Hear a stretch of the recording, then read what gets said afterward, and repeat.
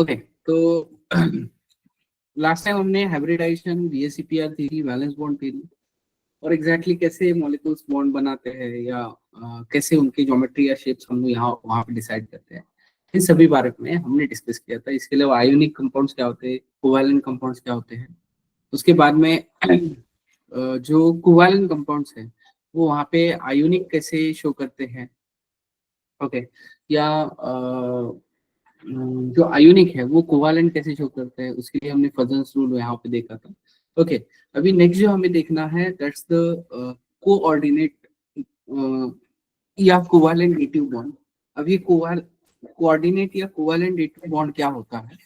तो देखो बेसिकली हम जब कोऑर्डिनेट बॉन्ड लेते हैं, क्या जब कोऑर्डिनेट बॉन्ड लेते हैं तो उसमें हम यहाँ पे क्या करते हैं, we can share the electron equally. क्या इलेक्ट्रॉन्स हम क्या करते हैं, इक्वली वहां पे शेयर करते हैं। और अगर इक्वली वहां पे इलेक्ट्रॉन शेयर करेंगे, ओके, मतलब एक बॉन्ड बनाने के लिए जैसे आपको पता है 2 इलेक्ट्रॉन्स वहां पे लगते हैं। ओके,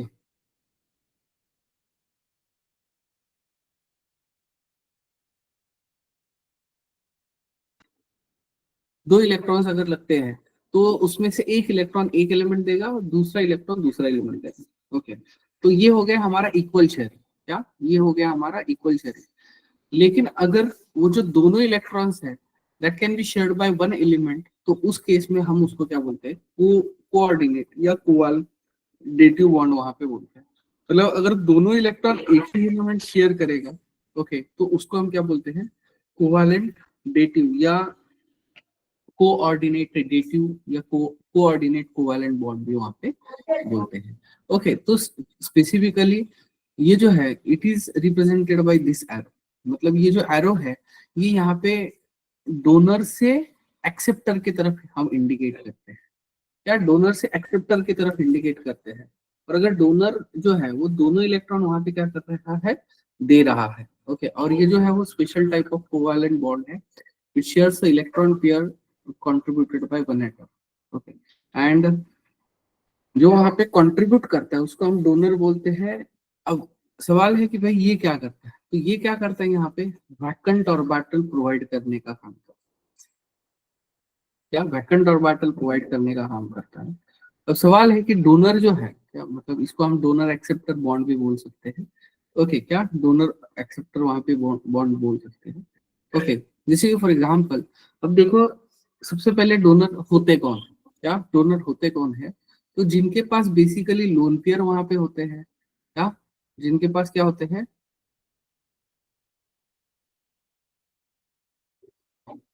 जो डोनर है। ओके, डोनर एंड ये एक्सेप्टर। अगर हम डोनर लेते हैं तो जो डोनर होते हैं, ओके, जिनके पास लोन पेयर होंगे, क्या जिनके पास लोन पेयर होंगे, ओके,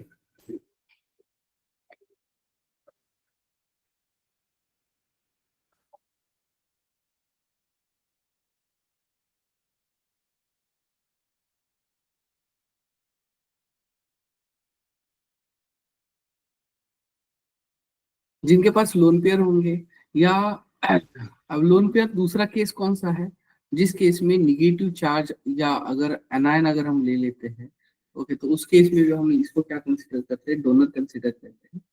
कोई एक्सेप्टर अगर ले लेते हैं तो इसके अलावा और एक चीज, जो डोनर होते हैं ये basically from the group group 15, 16 and 17 से होते हैं। इन्हीं 3 ग्रुप से क्यों होते हैं, क्योंकि इन्हीं 3 ग्रुप्स में बेसिकली वहां पे क्या होता है, लोन पेयर्स होते हैं। और अगर इन तीन तीन ग्रुप्स में ही लोन पेयर्स अगर वहां पे होंगे तो ये यहाँ पे डोनर बोल के ऐड करेंगे। वही एक्सेप्टर अगर हम ले लेते हैं तो एक्सेप्टर में यहाँ पे जो ये जो है इनका इनकम्प्लीट ऑक्टेट होता है। क्या होता है, इनकम्प्लीट ऑक्टेट होता है।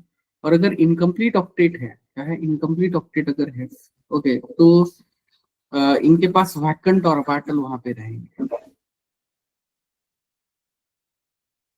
और अगर वैकेंट ऑर्बिटल वहां पे रहते हैं तो वो वहां पे इलेक्ट्रॉन एक्सेप्ट करने का काम करेंगे। ओके, और जो वैकेंट ऑर्बिटल वाले हैं दैट्स ग्रुप सेकंड ले सकते हैं एंड 13th ले सकते हैं। तो ये यहाँ पे क्या करते हैं, एक्सेप्ट करने का। इसके अलावा ट्रांजिशन मेटल भी, जो ट्रांजिशन मेटल है ओके, वो भी वहां पे एक्सेप्टर का काम करते हैं या वहां पे इलेक्ट्रॉन एक्सेप्ट करने का काम करते हैं। ओके, तो we can consider as a, जैसे कि अब ये NH3 है, देखो NH3 के पास ये लोन पेयर है, this is the lone pair, और H प्लस जो है, H प्लस के पास कुछ भी नहीं है, पहले उसके पास एक इलेक्ट्रॉन था, लेकिन वो भी उसने क्या कर दिया है, लूज कर दिया, तो उसकी वजह से ये H प्लस मिल गया। तो इसके पास क्या है, वैकेंट और बैटल है। तो नाइट्रोजन यहाँ पे क्या करता है, इस इलेक्ट्रॉन पेयर को हाइड्रोजन के साथ शेयर करना चाहता है, तो इसीलिए यहाँ पे NH4 प्लस बनता है, तो मतलब जो पॉजिटिव चार्ज है ये हाइड्रोजन की जगह पूरे मॉलिक्यूल के ऊपर आ जाएगा। और अगर पूरे मॉलिक्यूल के ऊपर आता है, क्या आता है, पूरे मॉलिक्यूल के ऊपर आता है, तो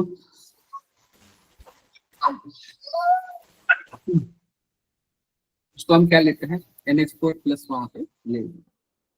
ओके, और इसी, इसमें जो लिंकेज है इसी को हम क्या बोलते हैं, we can call it as a dative bond. क्या, उसी को हम क्या बोलते हैं, डेटिव बॉन्ड वहां पे बोलते हैं, दैट्स NH4 प्लस। अगर NH4 प्लस है, ऑप्शन और बात करने का, तो इसको हम क्या ले लेते हैं, ये ले लेते हैं। वैसे ही अगर यहाँ पे NH3, अब ये डोनर कैसे, ये ऑलरेडी हम देख चुके हैं, लेकिन जो BF3 है, BF3 एक्सेप्टर बोल के एक्ट करता है। एक्सेप्टर इन द सेंस वो वहां पे इलेक्ट्रॉन लेगा, और अगर इलेक्ट्रॉन लेता है, क्या करता है, इलेक्ट्रॉन्स अगर वो ले लेगा, ओके, तो वो वहां पे क्या करेगा,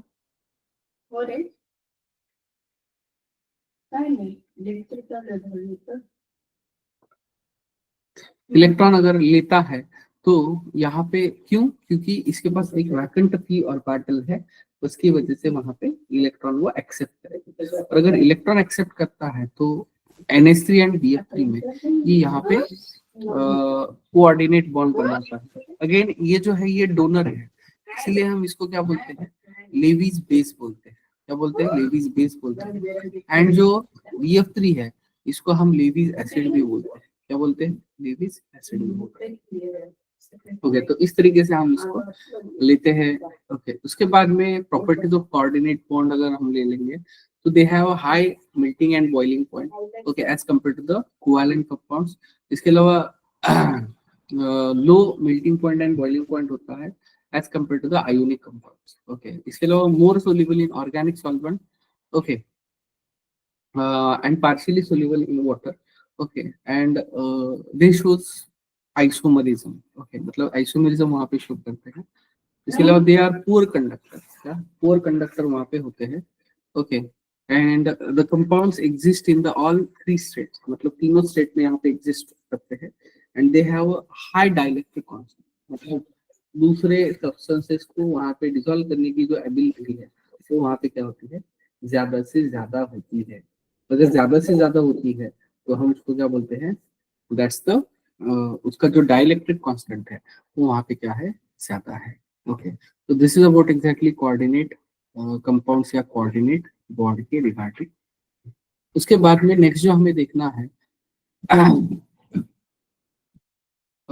दैट्स MOT देखना है। क्या देखना है, मॉलिक्यूलर ऑर्बिटल थ्योरी देखनी है। अभी जैसे हमने जो दो थ्योरीज देखे, देखो वैलेंस बॉन्ड थ्योरी एंड दूसरी जो है वैलेंस बॉन्ड थ्योरी, एंड जो दूसरी कौन सी थ्योरी है, VS-EPR थ्योरी। तो इन दो थ्योरीज में कुछ ड्रॉबैक्स थे, okay, जैसे कि मैग्नेटिक मूवमेंट के बारे में या मैग्नेटिक नेचर के बारे में किसी ने भी डिस्कस नहीं किया, ओके। इसके अलावा जो भी बॉन्ड ऑर्डर है, या जैसे हमने इलेक्ट्रॉनिक कॉन्फ़िगरेशन देखा है, एटॉमिक स्ट्रक्चर में इलेक्ट्रॉनिक कॉन्फ़िगरेशन देखा है, उस इलेक्ट्रॉनिक कॉन्फ़िगरेशन में एग्जैक्टली एलिमेंट में या एटम में जो इलेक्ट्रॉन का डिस्ट्रीब्यूशन है वो कैसे होता है, ये हम ऑलरेडी डिस्कस कर चुके हैं। लेकिन मॉलिक्यूल्स में इलेक्ट्रॉन का डिस्ट्रीब्यूशन कैसे होता है, ये किसी ने नहीं डिस्कस किया था या किसी ने नहीं बताया, तो ये यहाँ पे मुलिकन ने बताया। Okay, and this theory was given by the, जो हंट्स एंड मुलिकन नाम का एक साइंटिस्ट है, उसने वहां पे थ्योरी दिया था।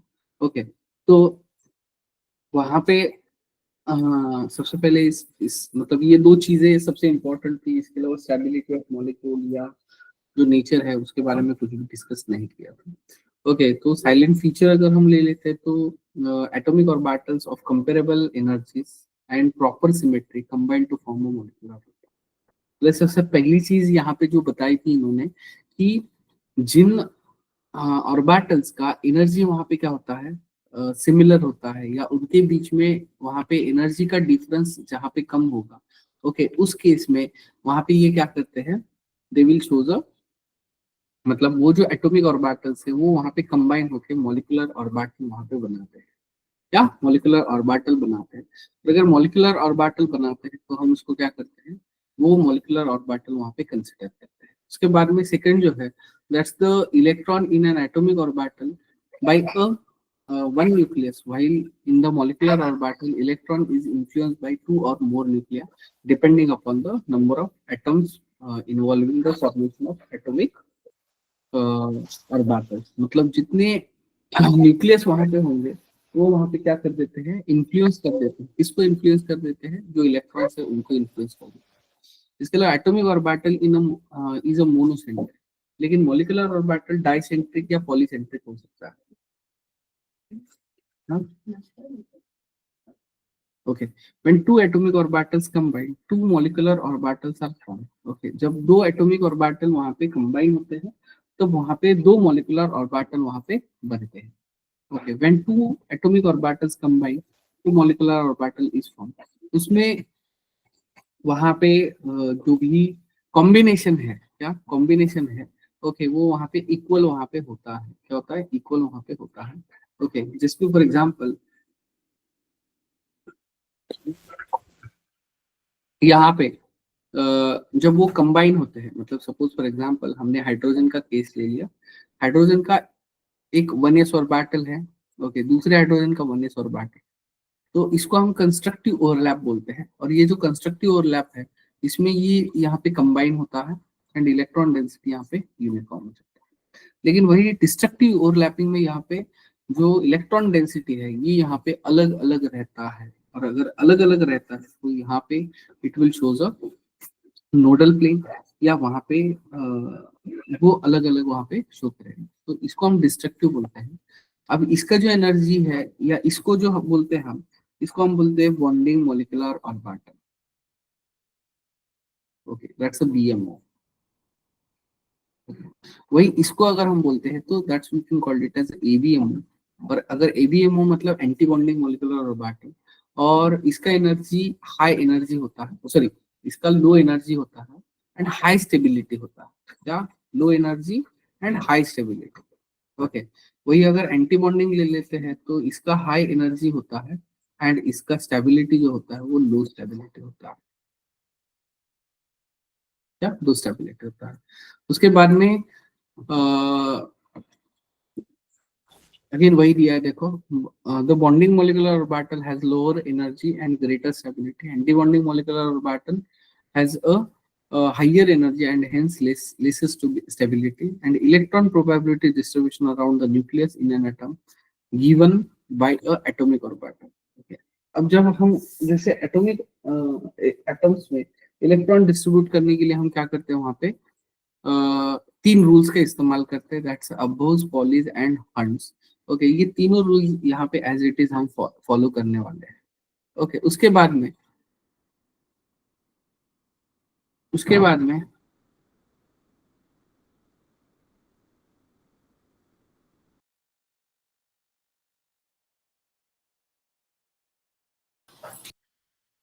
ओके, तो जो एटॉमिक ऑर्बिटल से मॉलिक्यूलर ऑर्बिटल जो बनते हैं, which is obtained by linear combination of atomic orbital, that's we can call it as a short में LC AO, and ये basically applicable for the homonuclear diatomic molecule.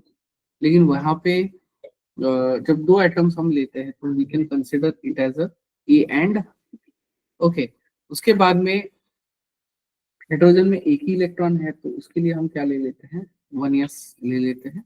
अब देखो जैसे कि वेव फंक्शन या atomic orbitals are represented by wave functions, और अगर atomic orbitals wave function से रिप्रेजेंट करते हैं मतलब साई से रिप्रेजेंट करते हैं, क्या, साई से रिप्रेजेंट करते हैं, तो साई को एक बार हम क्या करेंगे, ऐड करेंगे, और साई को हम क्या करेंगे, सब्ट्रैक्ट करेंगे। ओके, और अगर साई को ऐड करते हैं, क्या करते हैं, साई को ऐड करते हैं, ओके, तो यहाँ पे बॉन्डिंग मोलिकुलर ऑर्बिटल मिल जाएगा, और ये जो मिलेगा वो एंटी बॉन्डिंग मोलिकुलर ऑर्बिटल, क्या मिल जाएगा, anti anti bonding molecular orbital में। ओके, तो दिस इज बेसिकली द, हाँ, जैसे कि देखो कंस्ट्रक्टिव में अगर हम ले लेते हैं, तो जो इलेक्ट्रॉन डेंसिटी यहाँ पे कंबाइन हो रहा है, तो डिस्ट्रक्टिव में यहाँ पे कुछ रिपल्सिव या less repulsion between the two nucleus, मतलब यहाँ पे रिपल्शन जो है यहाँ पे प्रेजेंट होता है। ओके, तो ये कुछ डायग्राम से देखो। ओके, ओके, और जब कॉम्बिनेशन हम लेते हैं, तो कॉम्बिनेशन में हम एग्जैक्टली क्या लेते हैं, तो जैसे कि देखो for example, one S orbital can combine with the another one S orbital but not with the two S orbital, because energy जो है वो वहाँ पे ज्यादा है, किसका, टू एस का वहाँ पे ज्यादा है। तो अगर टू एस का ज्यादा है तो वो वहाँ पे ओवरलैप नहीं करेगा। And combining atomic orbital must have the same symmetry but about the molecular axis, जो मोलिकुलर एक्सिस है, मोलिकुलर एक्सिस को वहाँ पे क्या होना चाहिए, सेम सिमेट्री होना चाहिए। अगर सिमेट्री अलग अलग होगा तो it will not shows the overlapping. जैसे कि for example 2pz orbital of one atom जो है वो combine with again 2pz orbital के साथ ही कंबाइन, ओके, मतलब वहां पे px एंड py के साथ वहां पे कंबाइन नहीं होगा। इसका मतलब क्या है, अगर हम px को कंबाइन करना चाहते हैं तो again it will combine with the px, okay, अगर py को कंबाइन करना चाहते हैं तो अगेन ये combine with the py, okay, मतलब जो ऑर्बिटल है उसी सेम ऑर्बिटल या सेम इसके साथ वो वहां पे कंबाइन करेगा। अगर कंबाइन करता है तो उसको हम क्या करते हैं, वहां पे कंसिडर करते हैं। इसके अलावा एटॉमिक ऑर्बिटल्स हम अगर लेंगे तो that means the maximum extent, okay, and जितना एक्सटेंट वहां पे ज्यादा होगा ओवरलैपिंग, उसका वहां पे स्टेबिलिटी या ये जो इलेक्ट्रॉन डेंसिटी है it will be present in the nucleus. उसके बाद में अभी देखो, जैसे कि अगर सपोज अप टू 14 इलेक्ट्रॉन्स अगर हम ले लेते हैं, ओके, मतलब 14 इलेक्ट्रॉन्स मतलब ये टोटल इलेक्ट्रॉन। अभी देखो यहाँ पे हम दो एनर्जीज लेवल का स्टडी करते हैं बेसिकली, ओके, तो इसका मतलब हम अप्रोक्सीमेटली अगर 1s 2s एंड 2p अगर हम ले लेते हैं, तो इसमें जो टोटल है,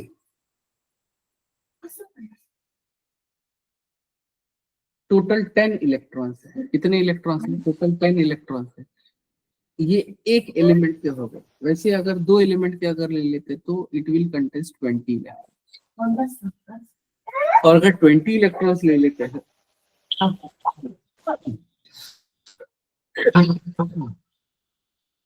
20 इलेक्ट्रॉन्स अगर ले लेते हैं तो यहाँ पे हम अप टू 20 इलेक्ट्रॉन्स के लिए ये क्या कर सकते हैं, यहाँ पे अप्लाई कर सकते हैं। तो देखो अप टू 14 अगर हम ले लेते हैं तो यहाँ पे जो 1s ऑर्बिटल है, देखो अब अगेन यहाँ पे सिग्मा कौन बनाता है और पाई कौन बनाता है, तो ये भी हमारे लिए उतना इम्पोर्टेंट है। तो हमने जब सिग्मा और पाई देखा था, तो सिग्मा और पाई में क्या देखा था, एस एस ओवरलैपिंग अगर होता है, क्या मतलब सिग्मा अगर हम ले लेते हैं तो उसमें एस एस एक है, उसके बाद पी एस एक है, और उसके बाद में पीपी एक है, ओके, मतलब ये तीन वहाँ पे सिग्मा ओवरलैप शो करते हैं। वही अगर पाई लेते हैं तो पाई में पीपी एक है एंड डीपी एक है, ओके, ये दो ओवरलैप जो है वो पाई है, और ये जो तीन ओवरलैप है ये क्या है, सिग्मा है। क्या है, तीन ओवरलैप सिग्मा है, और ये दो पाई जो है वो पाई है। क्लियर है? तो देखो यहाँ पे आपको एक चीज याद रखना है, जो सिग्मा है, ओके, जो पीपी में सिग्मा है वो जेड का बनाना है, एंड जो पाई है पीपी का एक्स एंड वाई का बनाना है। They having the same energy, क्या वो सेम एनर्जी। अब देखो अगर सपोज 1s है तो 1s वहां पे क्या करेगा, it will form a sigma bond, लेकिन सिग्मा में वहां पे ये sigma 1s and sigma star 1s लेते हैं। क्या लेते हैं, sigma 1s and sigma star 1s लेते हैं, ओके, मतलब ये ऑर्बिटल दो मॉलिक्यूलर ऑर्बिटल में वहां पे हम उसको डिवाइड करते हैं। वही अगर सेकंड ले लेते हैं 2s अगर हम लेंगे तो again sigma 2s and sigma star 2s हम वहां पे लेंगे। अब देखो 2p जो है 2p के लिए हम यहाँ पे क्या करने वाले हैं, देखो यहाँ पे जो p ऑर्बिटल है, p orbital is split into the two energy levels and in the molecular orbital and two energy level in anti bonding molecular orbital. तो ये जो है ये क्या हो जाएगा, पाई 2px हो जाएगा एंड ये क्या हो जाएगा, पाई 2py हो जाएगा। तो ये दो ऑर्बिटल्स है एंड ये क्या हो जाएगा, एक ऑर्बिटल। ओके मतलब that's split into the that's to orbital और ये यहाँ पे वन ऑर्बिटल में वहाँ पे ये हो जाएगा। वही अगर इसके ये जैसे बॉन्डिंग में है, ओके इन्हीं के एंटी बॉन्डिंग मॉलिक्यूलर ऑर्बिटल्स होंगे, तो एज इट इज ये क्या करेगा, रिपीट करेगा। तो यहाँ पे हम इसको 14 अगर है तो इसको 2 बोल सकते हैं, इसको 1 बोल सकते हैं एंड इसको भी 2 बोल सकते हैं, इसको 1 बोल सकते हैं। मतलब जब भी 14 इलेक्ट्रॉन के लिए या उससे लेस के लिए अगर कॉम्बिनेशन आएगा तो हम p ऑर्बिटल का डिस्ट्रीब्यूशन 2 1 2 1 लेंगे। ओके लेकिन वही अगर 14 से अगर ज्यादा है, क्या है 14 से अगर ज्यादा है तो 14 से ज्यादा के लिए हम क्या करते हैं वहां पे, अगेन देखो यहाँ तक तो सेम होगा लेकिन यहाँ पे 1 2 2 1 होगा। ओके मतलब यहाँ पे जो सिग्मा 2pz है वो वहां पे हम पहले शिफ्ट कर देंगे और बाकी जो आउटर मोस्ट है वो उसको एज इट इज ले लेंगे। और अगर एज इट इज ले लेते हैं, क्या लेते हैं, एज इट इज ले लेते हैं, ओके तो वहां पे हम क्या करेंगे, उसको रिप्रेजेंट करते हैं। ओके तो this is about exactly electron distribution. Okay उसके बाद में इसी के अकॉर्डिंगली डिस्ट्रीब्यूशन हमें करना है। ओके मतलब अगर एस ऑर्बिटल है तो वहाँ पे एक ऑर्बिटल वहाँ पे होगा एंड उसमें मैक्सिमम 2 इलेक्ट्रॉन्स वहाँ पे बैठेंगे। ओके पी ऑर्बिटल का कोई भी पी ऑर्बिटल लेते हैं तो उसमें अगेन 2 इलेक्ट्रॉन्स वहाँ पे फिल करेंगे। उसके बाद में अगर हम इलेक्ट्रॉनिक कॉन्फ़िगरेशन अगर हम ले लेते हैं तो उसी के अकॉर्डिंगली लोअर एनर्जी तो हायर एनर्जी फील करेंगे। उसके बाद में स्टेबिलिटी ऑफ मॉलिक्यूल अगर हम ले लेते हैं तो जो बॉन्डिंग मॉलिक्यूलर होते हैं, मतलब number of electrons in bonding, तो उसको हम एनबी से रिप्रेजेंट करते हैं एंड एनए को हम number of electron in anti bonding represent करते हैं। अगर सपोज बॉन्डिंग में इलेक्ट्रॉन ज्यादा होंगे एंटी बॉन्डिंग से तो हम उसको उसको स्टेबल मॉलिक्यूल कंसिडर करते हैं। और जब एंटी बॉन्डिंग में वहां पे ज्यादा होंगे तो उसको अनस्टेबल कंसिडर करते हैं। वही अगर केस 3 अगर ले लेते हैं तो अगर सेम इलेक्ट्रॉन्स होंगे मतलब बॉन्डिंग एंड एंटी बॉन्डिंग में इक्वल नंबर ऑफ इलेक्ट्रॉन्स होंगे तो यहाँ पे मॉलिक्यूल ही एग्जिस्ट नहीं करेगा। क्या मतलब Na is equal to Nb अगर होगा, ओके तो molecule does not exist, molecule ही एग्जिस्ट नहीं करेगा।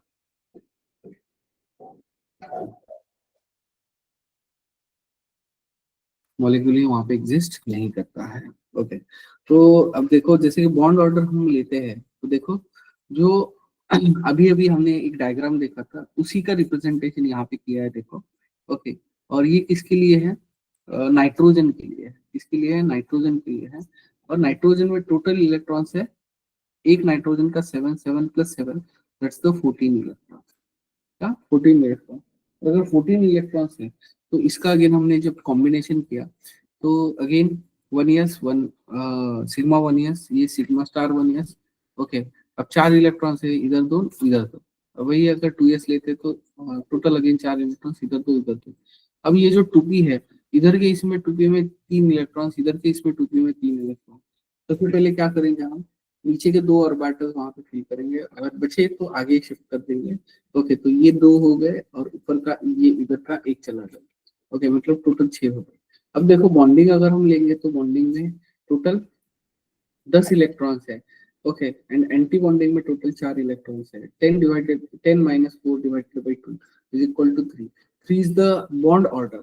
ओके और ये क्या इंडिकेट करता है, number of bonds present in the molecule. क्या number of bond present in the molecule. जो दो नाइट्रोजन एटम है उनके बीच में वहां पे दो जो बॉन्ड, नंबर ऑफ बॉन्ड्स वहां पे exactly कितने हैं वो वहां पे रिप्रेजेंट करने का काम करते हैं। ओके उसके बाद में मैग्नेटिक प्रॉपर्टी अगर हम ले लेते हैं तो मैग्नेटिक प्रॉपर्टी में अगर वैलेंस ऑर्बिटल में, वैलेंस मॉलिक्यूलर ऑर्बिटल में वहां पे जो इलेक्ट्रॉन्स है वो अगर पेयर्ड होंगे तो हम उसको डायमैग्नेटिक बोलेंगे और अगर अनपेयर्ड होंगे तो उसको हम क्या बोलेंगे, पैरामैग्नेटिक बोलेंगे।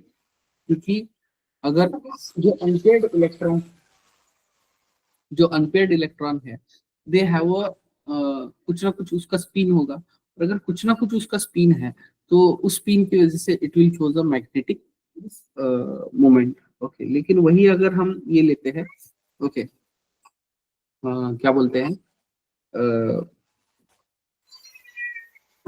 डायमैग्नेटिक लेते हैं तो उसमें पेयर्ड इलेक्ट्रॉन्स होते हैं। वहां पे क्या होता है, जो इलेक्ट्रॉन्स है वो एक दूसरे का जो स्पिन है वो वहां पे क्या कर देंगे, कैंसिल कर देंगे। और अगर स्पिन कैंसिल करते हैं, क्या करते हैं, स्पिन कैंसिल करते हैं, तो हम उसको क्या कंसिडर करते हैं, डायमैग्नेटिक कंसिडर।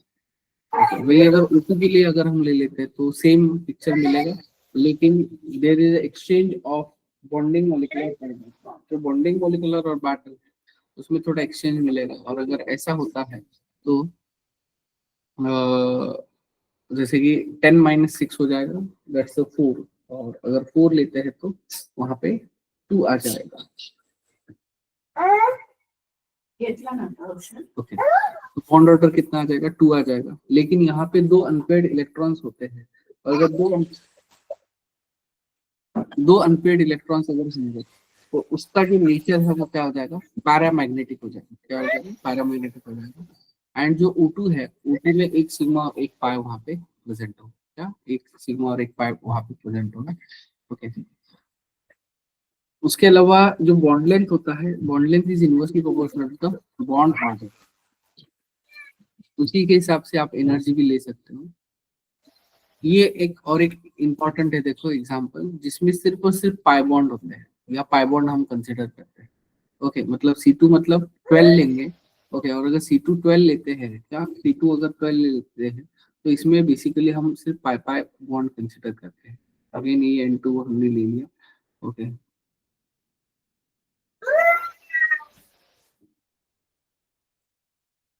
ओके, अभी देखो ये विदाउट डायग्राम भी हम यहाँ पे बॉन्ड ऑर्डर फाइंड आउट कर सकते हैं। क्या कर सकते हैं, विदाउट बॉन्ड ऑर्डर भी फाइंड आउट कर सकते हैं।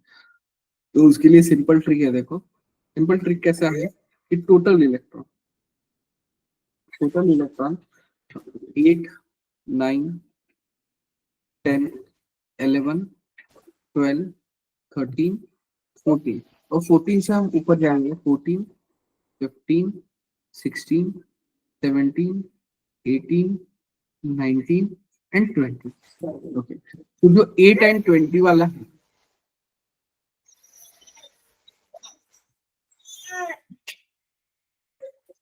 इसका जो बॉन्ड ऑर्डर होता है वो 0 होता है। अब 0 से 0.5 बढ़ाते चलो, 0 से लेके 0.5, ये 1, ये 1.5, ये 2, ये 2.5, और ये हो जाएगा 3।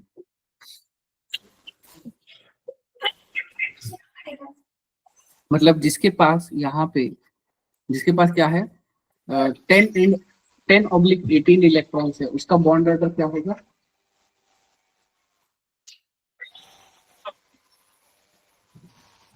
उसका बॉन्ड ऑर्डर क्या होगा, दैट्स 1 होगा। क्या होगा, 1 होगा।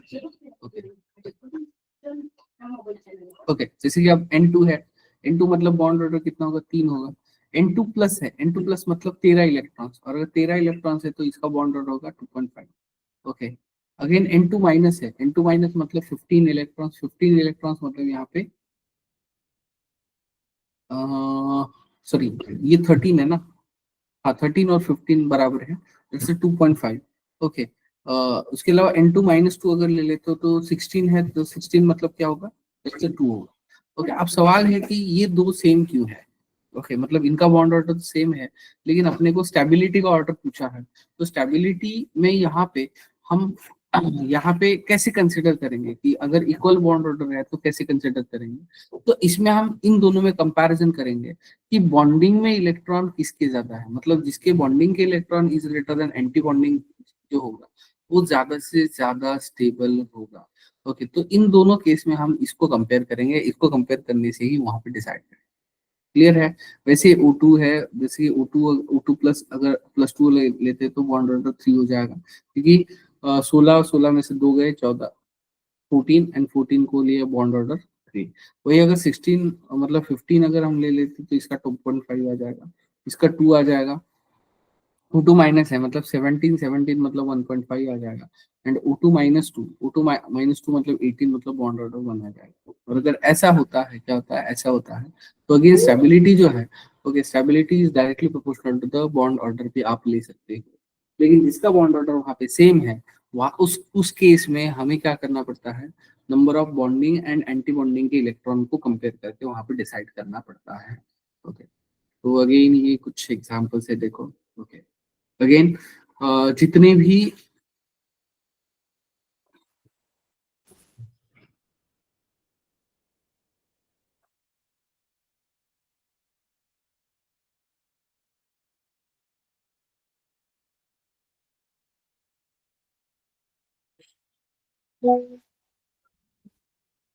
ओके, उसके बाद में नेक्स्ट जो है that's hydrogen bonding, it's one of the type of covalent. अभी देखो, this about exactly molecular orbital theory. Okay, molecular orbital theory से हम बॉन्ड ऑर्डर, उसके बाद में मैग्नेटिक मूवमेंट, एंड तीसरी जो है स्टेबिलिटी, स्टेबिलिटी, इन तीन चीजों के लिए हम डिस्कस करते हैं। ओके, उसके बाद में नेक्स्ट जो है that's hydrogen bonding, which is a one one of the type of covalent dative bond या कोऑर्डिनेट बॉन्ड। ओके, इसमें क्या होता है, इसमें electrostatic force of attraction between partially positive hydrogen atom and highly electronegative element like nitrogen, oxygen, fluorine, इनके बीच में वहां पे होता है। ओके, एंड उसी को हम क्या बोलते हैं, दैट्स हाइड्रोजन बॉन्ड वहां पे बोलते हैं। हाइड्रोजन बॉन्ड जो होता है that's weaker then covalent bond होता है। ओके, क्योंकि ये सच में एक्चुअल में वीकर होता है। इसके अलावा हाइड्रोजन फ्लोराइड्स अगर हम लेते हैं, तो जो एच एफ है, क्या जो एच एफ है, ओके, यहाँ पे हाइड्रोजन फ्लोरीन, यहाँ पे क्या है, फ्लोरीन मोर इलेक्ट्रोनेगेटिव है, hydrogen is a less electronegative, तो partial positive and partial negative charges यहाँ पे होते हैं। और ये जो partial positive and partial negative charges वहाँ पे है, ओके, वो वहाँ पे वीक फोर्सेस वहाँ पे शो करेंगे। और अगर वीक फोर्सेस वहाँ पे शो करते हैं, तो उस केस में हम यहाँ पे क्या लेंगे, जैसा हाइड्रोजन फ्लोराइड लेते हैं। ओके, तो ये यहाँ पे एक ब्रिज बनाता है। ओके, जैसे कि अब देखो यहाँ पे एच एफ अगर हम ले लेते हैं, तो it is a partially negative, it is partially positive. ये पार्शियली नेगेटिव के साथ साथ इसके पास तीन लोन पेयर है। क्या है, तीन लोन पेयर है। अगर तीन लोन पेयर है, तो उसमें का एक लोन पेयर ये हाइड्रोजन के साथ शेयर करेगा, और यहाँ पे वीक फोर्सेस वहां पे बनाएगा, और उसी को हम क्या बोलते हैं, दैट्स हाइड्रोजन बॉन्डिंग बोलते हैं। क्या, it is also type of dipole dipole interaction. ये डाइपोल डाइपोल इंटरेक्शन क्या है, ये भी हम आगे जाके देखने वाले हैं। ओके, तो ये यहाँ पे दो मॉलिक्यूल्स को वहां पे कनेक्ट करने का काम करता है। एंड ये जो है, ये हाइड्रोजन हाइड्रोजन और इलेक्ट्रोनेगेटिव एलिमेंट की वजह से इसीलिए हम इसको क्या बोलते हैं, we can call it as hydrogen bonding. इसको हम क्या बोलते हैं, हाइड्रोजन बॉन्डिंग बोलते हैं। उसके बाद में ये डॉटेड लाइन से रिप्रेजेंट किया जाता है, वही अगर कोवैलेंट लेते हैं तो प्लेन सॉलिड लाइन से रिप्रेजेंट करते हैं। इसके अलावा physical state depends upon the magnitude of hydrogen atom. अगर मैक्सिमम होगा तो सॉलिड स्टेट में होगा, मिनिमम अगर होगा तो गैसीय स्टेट में होगा। ओके, मतलब स्ट्रॉन्ग अगर होगा तो वहां पे सॉलिड में होगा, वीक अगर होगा तो वो गैसीय स्टेट में होगा। इसके अलावा hydrogen bond have a strong influence on the structure and properties of the, okay, जो हाइड्रोजन बॉन्ड है वो वहाँ पे स्ट्रॉन्ग इन्फ्लुएंस होता है इसके ऊपर, structure as well as properties के ऊपर। इसके अलावा टाइप्स ऑफ हाइड्रोजन बॉन्ड्स अगर ले लेते हैं, तो इसमें दो टाइप के हैं, इंटरमोलिकुलर एंड इंट्रामोलिकुलर। इंटरमोलिकुलर मतलब दो अलग मॉलिक्यूल्स के बीच में, एंड इंट्रामोलिकुलर मतलब होता है with in a same molecule, एक ही मॉलिक्यूल में अगर वहाँ पे है, तो उसको हम क्या बोलते हैं, इंटर इंट्रामोलिकुलर बोलते हैं। ओके, तो देखो, अगर हम इंटरमोलिकुलर लेते हैं, तो यहाँ पे टू डिफरेंट मॉलिक्यूल्स वहाँ पे होंगे। Okay, having the same same और डिफरेंट कंपाउंड, मतलब सेम भी हो सकते हैं, डिफरेंट भी हो सकते हैं। जैसे कि अब ये NH3, ओके, NH3 दूसरे NH3 के साथ तो शो करता है, उसके साथ साथ अगर आपने H2 ले लिया, तो H2 के साथ भी वो वहाँ पे शो करेगा। अगर H2 के साथ वहाँ पे शो करेगा, तो इसको हम क्या लेते हैं वहाँ पे, हाइड्रोजन बॉन्डिंग लेंगे, दैट्स लेकिन इंटरमोलिकुलर हाइड्रोजन बॉन्डिंग। अब देखो, ये जो है, ओके, जैसे कि oxygen and hydrogen, it is present in the same molecule. अगर सेम मॉलिक्यूल अगर हम ले लेंगे, तो इसको हम इंट्रामोलिकुलर हाइड्रोजन बॉन्डिंग हम वहाँ पे लेते हैं। क्या, इंट्रामोलिकुलर हाइड्रोजन बॉन्डिंग वहाँ पे लेंगे। तो अगर इंट्रामोलिकुलर हाइड्रोजन बॉन्डिंग हम लेंगे, okay,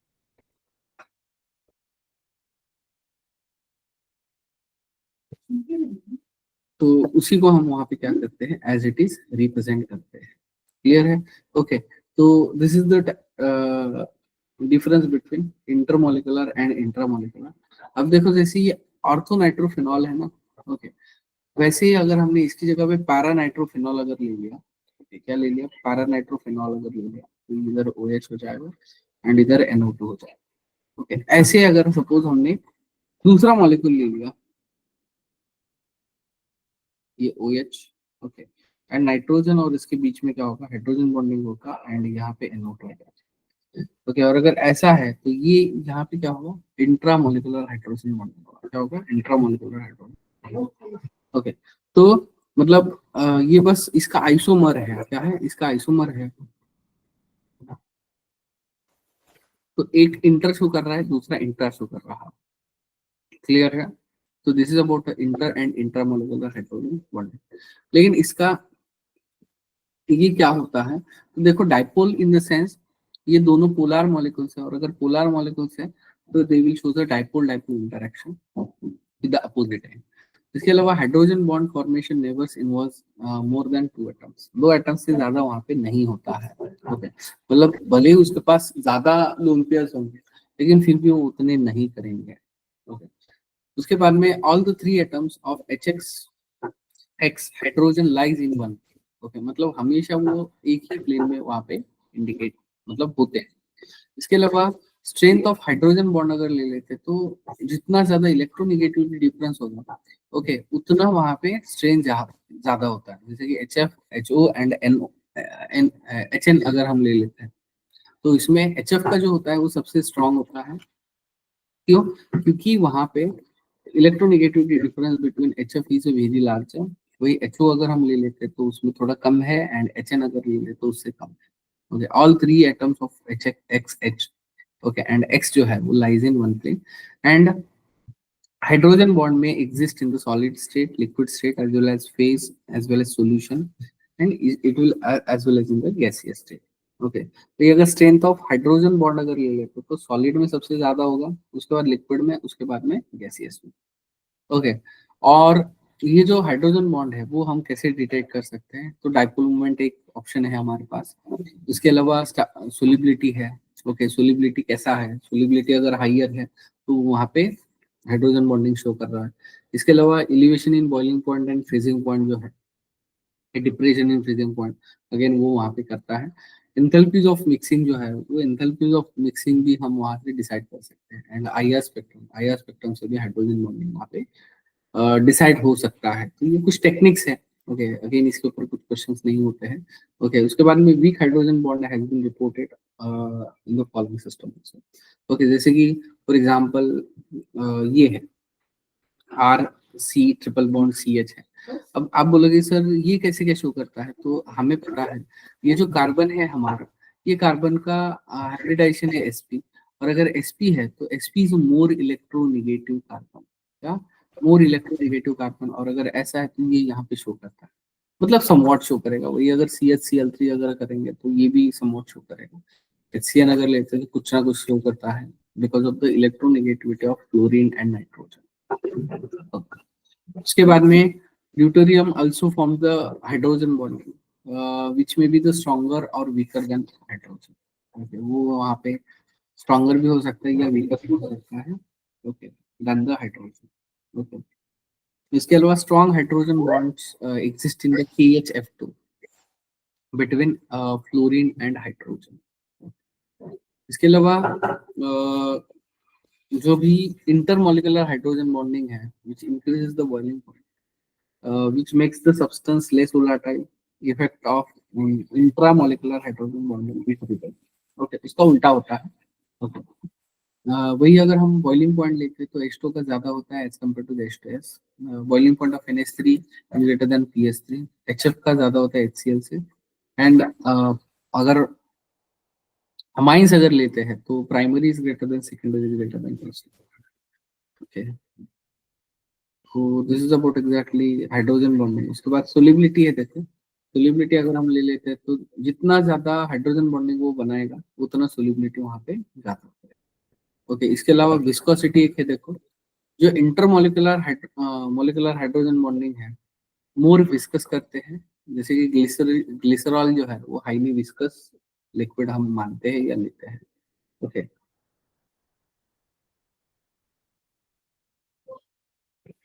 इसके अलावा बायोलॉजिकल सिस्टम में जो वाटर है उसमें भी हाइड्रोजन बॉन्डिंग वहाँ पे प्रेजेंट होता है। तो this is about exactly hydrogen bonding. Okay,